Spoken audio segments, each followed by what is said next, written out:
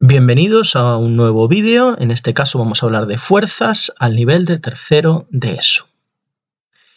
Fuerza es toda causa capaz de producir cambios en el estado de movimiento o de formación en un cuerpo.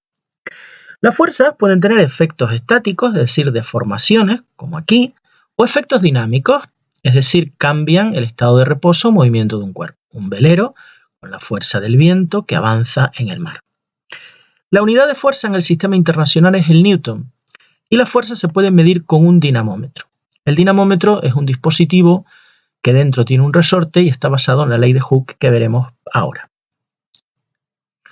Un cuerpo puede ser rígido, elástico o plástico, dependiendo de la materia de la que esté hecho y de la fuerza que apliquemos.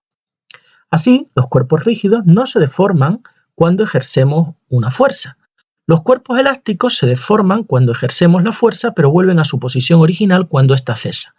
Y los plásticos se deforman por la acción de una fuerza, pero no recuperan su forma original cuando desaparece la fuerza, sino que quedan deformados permanentemente. Hemos dicho que las fuerzas se miden con un dinamómetro y los dinamómetros se basaban en la ley de Hooke. La ley de Hooke dice que cuando tenemos un resorte, aquí tenemos un resorte, lo que está aquí dentro, esto es un dinamómetro, el alargamiento de un resorte depende linealmente de la fuerza o del peso que le colguemos. Si yo le cuelgo mayor masa, se alargará más, y si le cuelgo mayor masa todavía, el resorte se alargará más. El alargamiento de los muelles, de los resortes, es proporcional al peso que colguemos en ellos. El alargamiento lo vamos a representar como incremento de L, variación, esta letra griega es un triangulito, significa delta, significa variación de longitud, que es la longitud final del resorte, la longitud del resorte alargado, menos la longitud inicial, es decir, la longitud del resorte sin alargar. La ley de Hooke sería que la fuerza es directamente proporcional, una constante, por este incremento de L, que es la diferencia entre la longitud final y la longitud inicial del resorte. Si representamos la fuerza frente al alargamiento, el alargamiento en metros en el sistema internacional y la fuerza en Newton, veremos que nos da una línea recta que pasa por el origen. K, esta constante se llama la constante recuperadora del resorte y se mide en Newton partido metros. Los cuerpos no son elásticos en todos los intervalos de fuerza. Si nosotros vamos poniendo pesos cada vez mayores, veremos que llega un momento en que la linealidad entre la fuerza y el alargamiento se pierde. No se cumple aquí la ley de Hooke. Este valor de fuerza o de peso, a partir del cual ya el alargamiento, el cuerpo no vuelve otra vez a su posición original, es decir, la fuerza no es directamente proporcional al alargamiento, se llama límite de elasticidad. Este, por lo tanto, sería el límite de elasticidad de este resorte. Cuando tenemos varias fuerzas, tenemos que hallar la fuerza resultante, que es la fuerza total.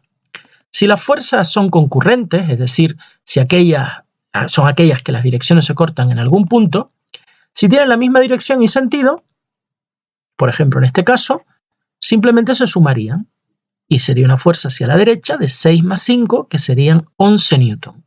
Esa sería la resultante. La resultante es la suma de las fuerzas y el módulo es la suma de los módulos.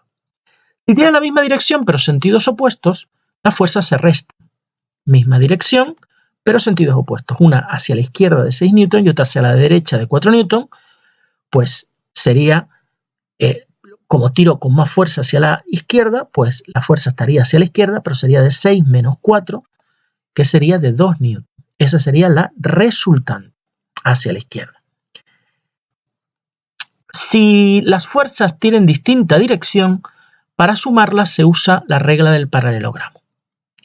Tenemos dos fuerzas que las pongo en el mismo origen, esa es F1 y esta es F2, y ahora trazo una paralela a F1 por el extremo de F2 y una paralela a F2 por el extremo de F1.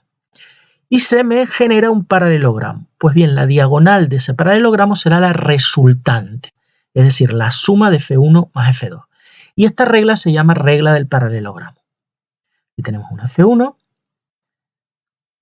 una F2, trazo las paralelas y la diagonal de ese paralelogramo será la resultante, la suma de las fuerzas.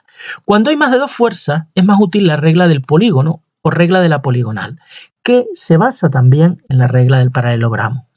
Y se basa en ir trasladando todas las fuerzas paralelamente a sí mismas, de manera de que esta fuerza 2 la ponga el punto de aplicación, el origen, en el extremo de la fuerza 1. O sea, aquí. Y el vector suma sería el que va desde el origen de la primera fuerza al extremo de la segunda. Vamos a verlo con varias fuerzas. Hemos dicho que trasladamos todas esas fuerzas paralelamente a sí mismas, de manera que el origen de cada una esté en el extremo de la anterior. Así. Y la fuerza total, la resultante, la suma de las fuerzas, sería el vector, la fuerza que une el origen de la primera con el extremo de la última. Origen de la primera con el extremo de la última. Esa sería la resultante. Cuando sobre un cuerpo actúa una fuerza, le provoca una aceleración de la misma dirección y sentido que la fuerza, de forma que la fuerza es igual al producto de la masa por la aceleración. La fuerza en el sistema internacional se mide en Newton. M sería la masa medida en kilogramos en el sistema internacional y A la aceleración medida en metros partido por segundos al cuadrado en el sistema internacional. Lógicamente, si sobre el cuerpo actúa más de una fuerza, esta F sería la resultante de las fuerzas, es decir, la fuerza total, la fuerza neta, la suma, y eso indica esa letra griega sigma, suma de todas las fuerzas, sería igual al producto de la masa del cuerpo por la aceleración aplicada sobre el cuerpo. Aquí tenemos un carrito, la fuerza la aplica el peso y hace que este carrito se mueva con una aceleración en la misma dirección y sentido de la fuerza. Este es el principio fundamental de la dinámica de Newton. Y a partir de él se puede definir la unidad del Newton, que es la unidad del sistema internacional de la fuerza. Un Newton sería la fuerza que aplicada a una masa de 1 kilogramo le comunica una aceleración en la misma dirección y sentido de 1 metro partido segundo al cuadrado. Las fuerzas de rozamiento aparecen siempre que un cuerpo se mueve y van en sentido que se oponen al movimiento. Si la chica está arrastrando este cajón, con esta fuerza siempre hay una fuerza que se opone en la misma dirección, pero sentido contrario, que es la fuerza de rozamiento. Las fuerzas de rozamiento dependen de la naturaleza de las superficies de contacto y del estado de esa superficie, es decir, si son lisas, rugosas.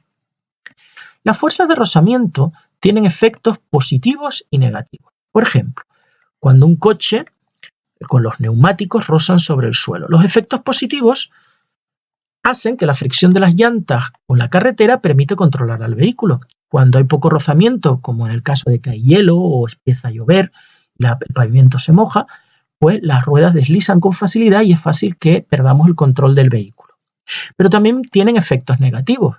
El rozamiento de los neumáticos hace que estos se desgasten y tengamos que volverlos a comprar. Pues muchas gracias por vuestra atención y hasta una futura ocasión.